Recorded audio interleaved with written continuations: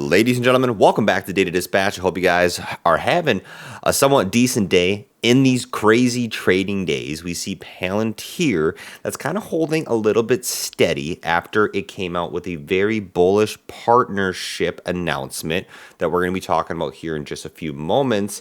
On top of that, we have a ton of volatility that's happening right now in the markets. We have the broader markets that close for its fourth day in the red with some news that we'll be highlighting, but mostly everybody's waiting for NVIDIA's earnings tomorrow. The whole market is praying to the NVIDIA's earnings call to help save the market because this could come down even quicker if the earnings or anything about guidance or anything skeptical on the call is not met to investors' expectations. So if you're a new or returning viewer, hit that like button. We're so close to 24,000 subscribers. We're growing fast. See if we can hit that. And of course, not a financial advisor, collecting all the data and dispatching it to you. Now, first things first, pop it up on the screen here. Palantir currently in the overnight hours on Robinhood is trading at $88.80. Where it actually closed on the market today was at $87.84. Palantir did a decent job holding right in the zone after we've seen a large pullback of about 30% for Palantir. The question is, where does it go from here? We're going to be talking about more of the support zones after we get into the news on Palantir specifically. But as you can see right here, this gap that was created, the 84, 85 area, that's where investors are hoping for a rebound to be filled at this point, a buying back at this point, and if not, we'll be talking about where Palantir could continue to drop, but we'll see what happens in due time here.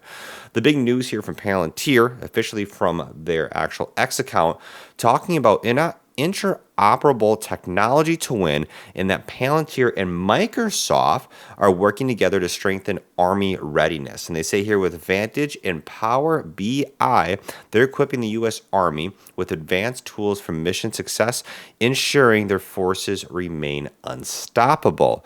Now, looking more into the actual Medium article regarding this partnership, as the Department of Defense here is relying on software and data to drive mission readiness and operation, trying to get into the AI space regarding defense, Palantir has joined those forces with Microsoft here. So what they say here, to fortify modern military operations with a seamless integration and collaboration. They're talking about here for just working together to provide mission support. Army 365, which is the largest single deployment from Microsoft, 365's product suite right here, offers a very extensive set of capabilities. And this collaboration right here, they say, harnesses the robust capabilities of both companies' software solutions. So that's just strengthening, coming together, working together rather than trying to compete. And what they say here is being better together, translating to just some of these key benefits right here without just reading into the details of this paper, is talking about just working on improved data integration, decision making, seamless integration, working on operational efficiency, scalable solutions, and future-proofing capabilities. So this represents a very powerful alliance, and I think this is very bullish for Palantir, especially as one of the biggest companies here in the Magnificent Seven is looking at Palantir for help to utilize their AIP platform, to utilize their different types of softwares that they can offer to help bring more readiness to the Department of Defense here. These are two industry-leading products working together to help support the Army, and this underscores the ongoing commitment to enhancing what we call here this interoperability, delivering the superior data solutions. So very, very bullish. Talking about here, Morningstar comes out even with an article talking about what's happening with Palantir stock right now. One interesting thing about Morningstar is that they actually score Palantir with a fair value estimate of $90. That's underneath right now, ladies and gentlemen.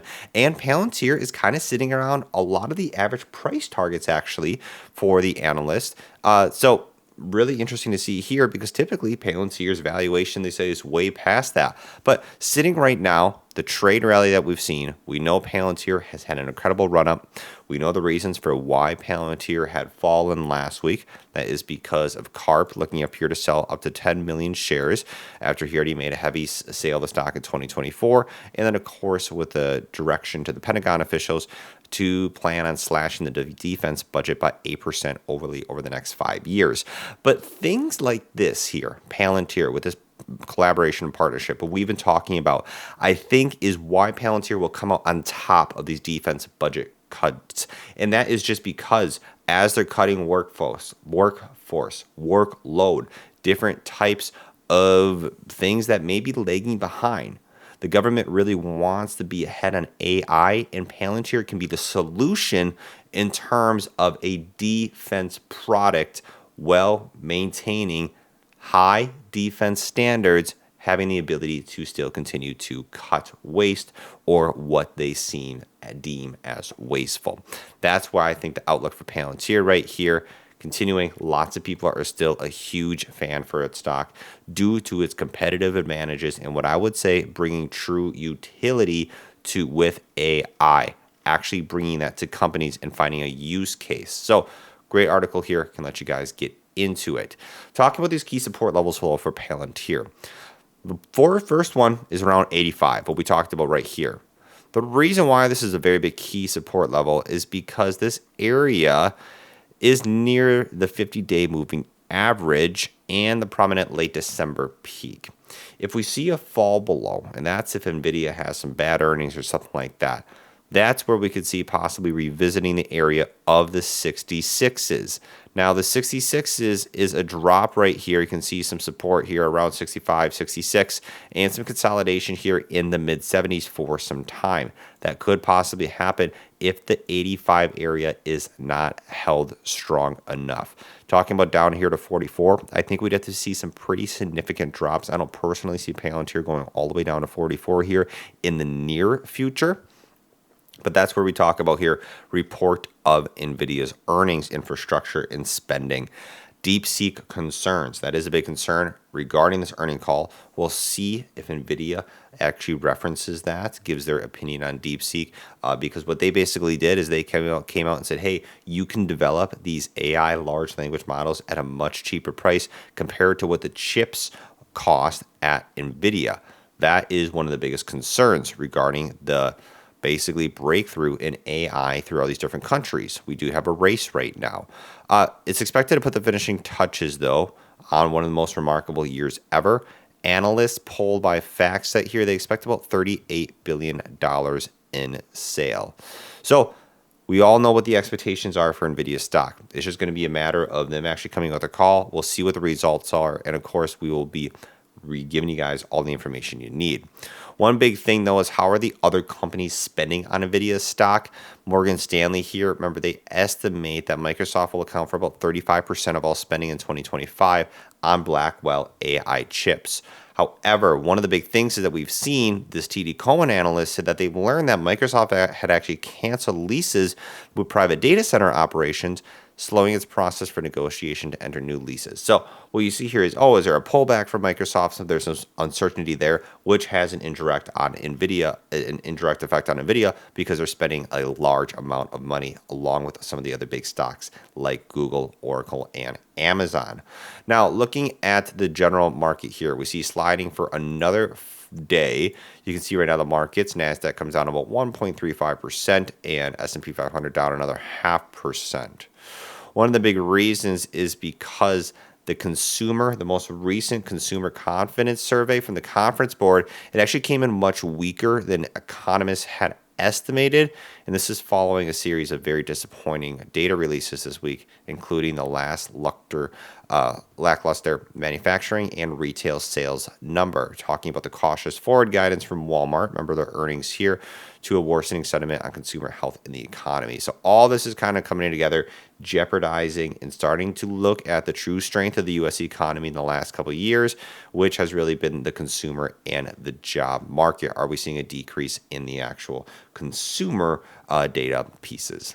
Investors, they're looking here at the 10-year Treasury yield actually dropping to its lowest level since December, down to about 4.3%. You're seeing crypto experiencing a little bit of pullback here along with the market, and a lot of these big momentum stocks that even mentioned about Palantir going down. So lots of bearish perspective right now. And one big stock that we have been looking at is HIMS. Now, HIMS is continuing to drop, HIMS and HER stock. Looking at HIMS specifically, comes down about 22% today at 39.86. This was just trading at 72.98. If you guys for some reason missed yesterday's video or have not been caught up on the news, one of the big reasons they had a good earnings, however their margin was just missed a little bit. But one of the big pieces that's causing this major sell-off here is that they may be halting some weight loss drug sales after it confirmed that it's likely going to stop selling compounded weight loss drugs. And that's because the compounded weight loss drugs, the main ingredient that is in Ozempic, the GLP-1s, there is no shortage with that anymore. The FDA came out with that. During that time when there was a shortage, this allowed different companies like Hims to actually compound and create these alternatives to basically be the same thing. But now that there's not, they actually can't do this. So this is why they're going to stop selling compounded weight loss drugs. And a lot of people, there's a big trend right now behind Ozempic, GLP-1s. We know we're looking at Hims and Hers stocks. This could cause large fluctuations in revenue. That's the big reason why we're seeing a big decrease right now. What do you guys make of all this? Where do you think Palantir is going with this? Good partnership with Microsoft? Yay or nay? And what do you guys think is going to be happening with NVIDIA earnings? Peace out. Take care. I'll catch you guys later.